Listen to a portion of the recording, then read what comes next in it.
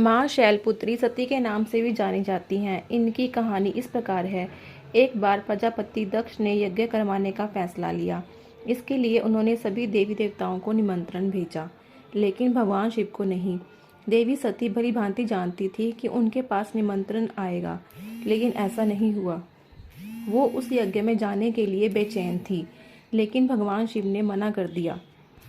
उन्होंने कहा कि यज्ञ में जाने के लिए उनके पास कोई भी निमंत्रण नहीं आया है और इसके लिए वहां जाना उचित नहीं है। सती नहीं मानी और बार बार यज्ञ में जाने का आग्रह करती रही। सती के ना मानने की वजह से शिव को उनकी बात माननी पड़ी और अनुमति दे दी। सती जब अपने पिता प्रजापति दक्ष के यहाँ पहुंची तो देखा कि कोई भी उनसे आदर और प्रेम के साथ बातचीत नहीं कर रहा है। सारे लोग मुंह फेरे हुए हैं और सिर्फ उनकी माता ने स्नेह से उन्हें गले लगाया। उनकी बाकी बहनें उनका उपहास उड़ा रही थी और सती के पति भगवान शिव को भी तिरस्कृत कर रही थी। स्वयं दक्ष ने भी अपमान करने का कोई मौका न छोड़ा। ऐसा व्यवहार देख सती दुखी हो गई। अपना और अपने पति का अपमान उनसे सहन ना हुआ और फिर अगले ही पल उन्होंने वो कदम उठाया जिसकी कल्पना स्वयं दक्ष ने भी नहीं की होगी। सती ने उसे यज्ञ की अग्नि में खुद को स्वाहा कर अपने प्राण त्याग दिए।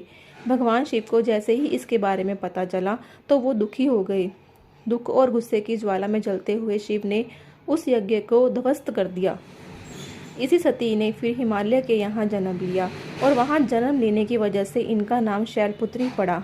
शैलपुत्री का नाम पार्वती भी है। इनका विवाह भी भगवान शिव से हुआ। माँ शैलपुत्री का वास काशी नगर वाराणसी में माना जाता है।